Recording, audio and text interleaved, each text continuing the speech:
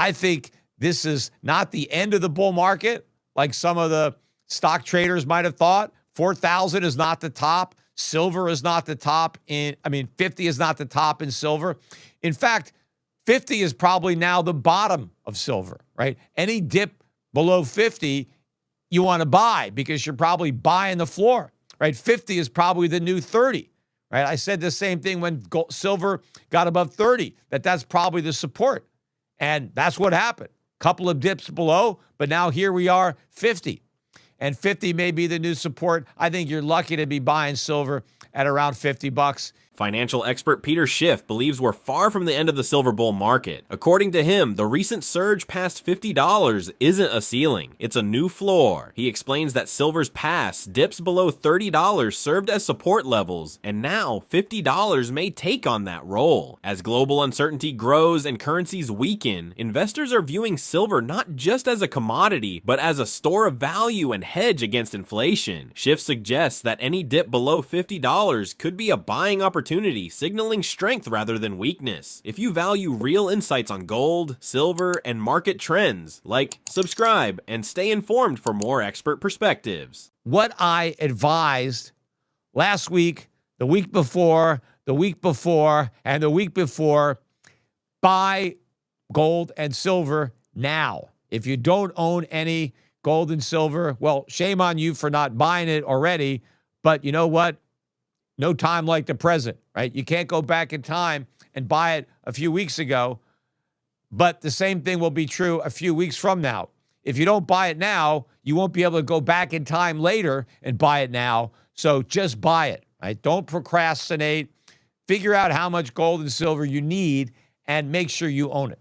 When the price of gold rises sharply next week, if it rises sharply, there's a strong likelihood that that's going to happen, I think a lot of the people who sold their gold stocks and silver stocks are going to rush to buy them back. Problem is, there's not going to be a lot of sellers, and the prices could really explode to catch up to the move in the metal that has already taken place.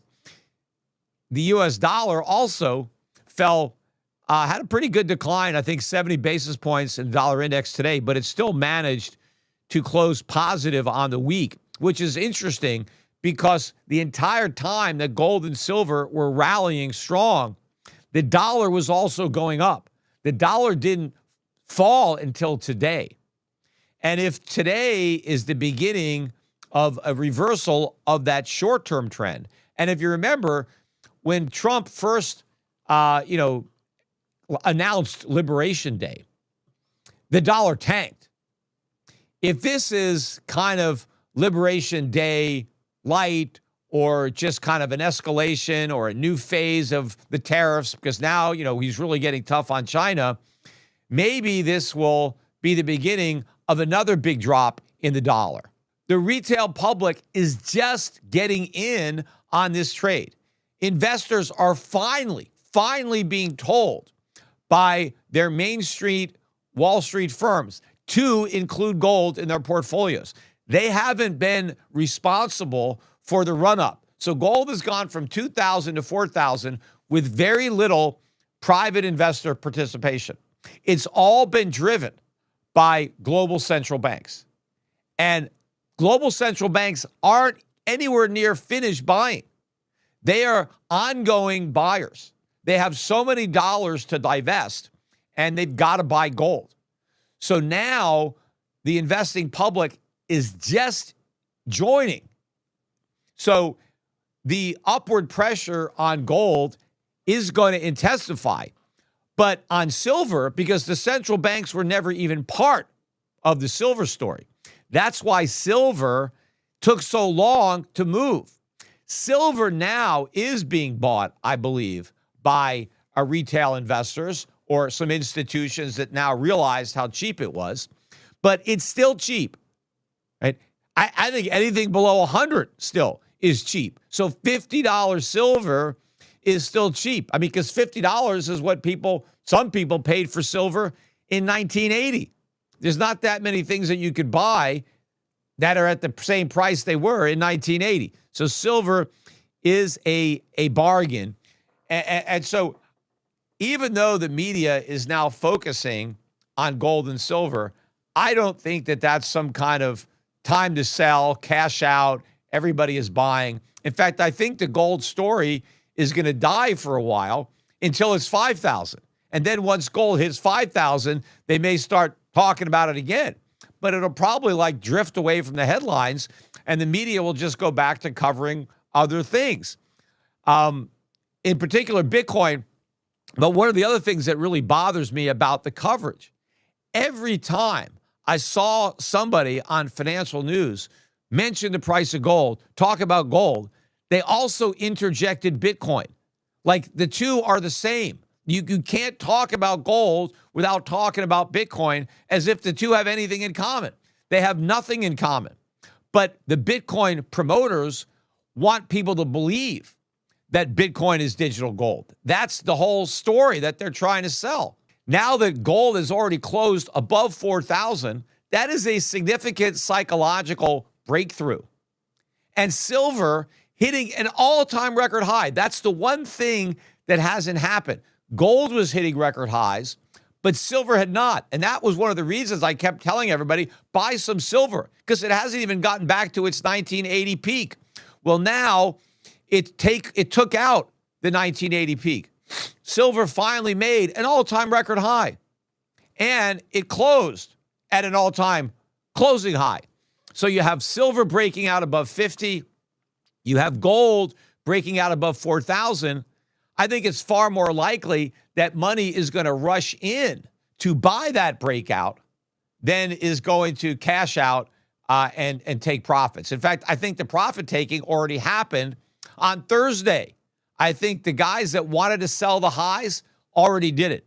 And then some weaker hands got flushed out because they were afraid that the market was going to drop more. And so they got out, which is great. You always want to shake out, the weaker players, the leverage players, the players that don't have real conviction in the trade. Get rid of that dead wood, and it's easier for the market to go up. So I would not be surprised if there is a huge move up again in gold and silver. In fact, I wouldn't be surprised if silver gaps above 51 on Monday. And who knows where gold's going to be? I mean, gold could hit 4,100. I mean, maybe gold will be up $100, or it closed around 4,018 or something like that. So it doesn't quite need to be up $100. But if it's up $50, it's at a new all-time record high. But to me, I think it's very likely that that's going to happen. But getting back to what I was talking about in the media has finally been talking about gold. And the frustrating part about it is they have no idea why it's going up. And the funny part is how they try to attribute it to everything other than the actual problem, because they don't want to have to admit that gold at 4,000 is not a good sign, right? Because they want to pretend that everything is great, especially the Republicans, especially if you watch Fox or, watch Larry Kudlow's show, right? Because they think the economy is booming, nothing could be better, giving it all credit to Donald Trump, right? So there's nothing to worry about. Inflation is gone. We have the hottest economy in the world. The U.S. is the strongest economy in the world. But why is gold at 4,000? It's right. If all these good things are happening, why is gold flashing this warning sign? And so they're trying to dismiss what's happening by saying, well, it's not really a warning. I thought one of the funniest explanations that the Kudlow crew came up with was that it was Europeans that are buying because they're worried about their economies. They're worried about inflation. So they're the ones that are hedging, right? But of course, gold is going up in dollars too. It's not just going up in euros. We have an inflation problem. They just don't want to admit that. The United States has a credibility problem. The world no longer has confidence in our ability to pay our debts without it creating massive inflation. And Trump is one of the reasons that the world is losing confidence in us, because he signed on to the big, beautiful bill, which took the Biden deficits and made them worse. And he's the one that is beating the Fed up about cutting interest rates, slashing interest rates, firing FOMC members, sticking his own people in there, taking over the Fed. This is challenging the idea that the Fed is independent.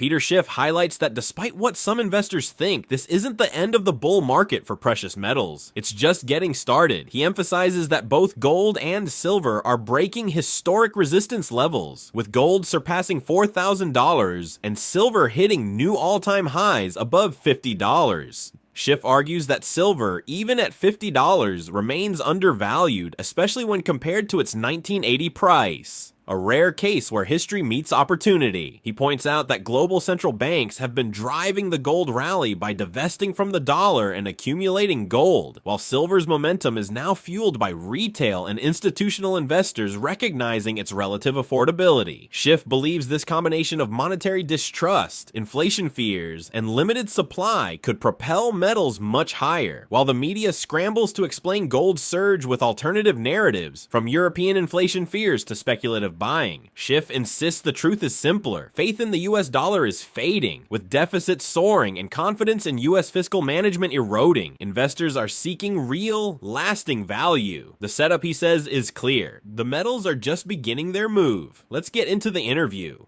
Just buy, right? Don't wait for Monday. Don't even wait for Sunday night. You watch this video, go and buy gold or silver from Schiff Gold, and do it now, right away. Don't wait. If it's Friday night you're watching this, buy Friday night. Saturday morning, Saturday afternoon, same thing. Even Sunday morning, because chances are there won't be a big move until the Asian markets open for trading later Sunday night. You want to get in before that, because so far every Monday these markets gap up. This week was no exception. Gold was up like $70 an ounce on Monday. Silver was up big too, maybe $1. I forget exactly how much, but everybody who took my advice and bought over the weekend captured all of this week's gains. Trump revealed that the new tariffs on China are another 100% in excess of the tariffs that are already in effect. There's now another 100% on top of that. And in addition, there's going to be export controls on what the U.S. exports to China. Now, in contrast to gold being up 3% and silver being up 4.4% on the week. So again, this should put another nail in the theory that Bitcoin is digital gold. I mean, it's not even digital silver. It's got nothing to do with a precious metal. Bitcoin did not rally today. Gold and silver went up. Bitcoin went down. It went down just like the NASDAQ, only it went down more than the NASDAQ. So it is a risk asset. It is not a safe haven asset. It has got nothing to do with gold. But now Bitcoin is selling off even more. As I am recording this update, Bitcoin is around 113,000. Just before I started recording, Bitcoin was below 110,000. It was about 109,000 and change. When Bitcoin was down at 110,000, it was down 26% since it peaked in terms of gold in August. And based on where it is right now, it's maybe off not quite 25%. But Bitcoin is decidedly in a bear market priced in gold. And so I think that we have a lot more downside coming in Bitcoin and the NASDAQ. I mean, I don't know how far the NASDAQ's going to fall, if it's just going to be a correction or if it's going to be a bear market. We'll see.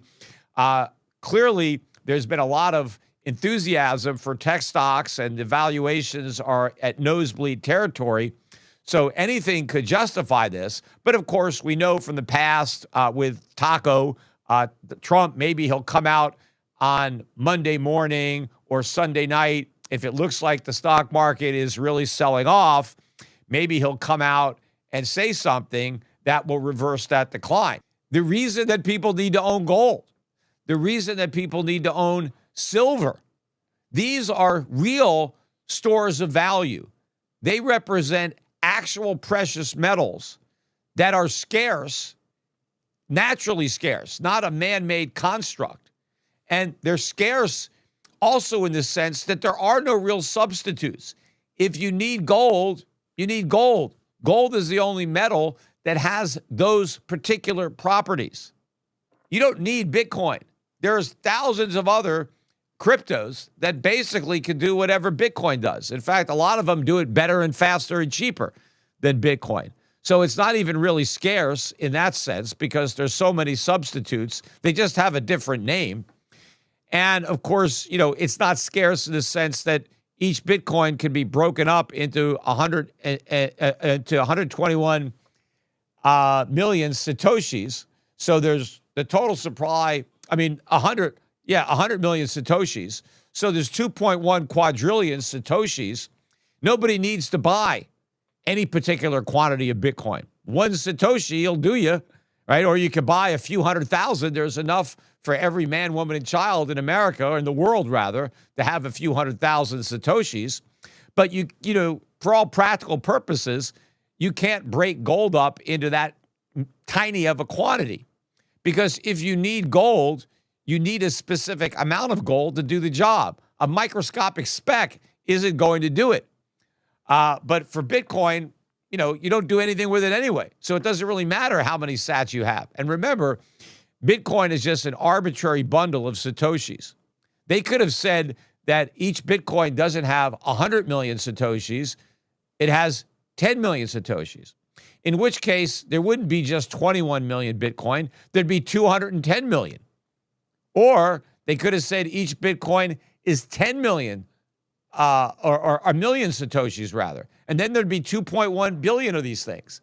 They wouldn't seem that scarce if they had set it up that way, but it would be the exact same situation. But this is going to be another example of why Bitcoin is not a store of value. Because one of the frustrating things about the media coverage, because this week I saw more media coverage of gold than I've seen in a long time. And that's what made me think that, well, maybe we'll have a pullback because now the media is finally talking about gold. And that's possible, right? We may pull back. I wouldn't want to bet on it.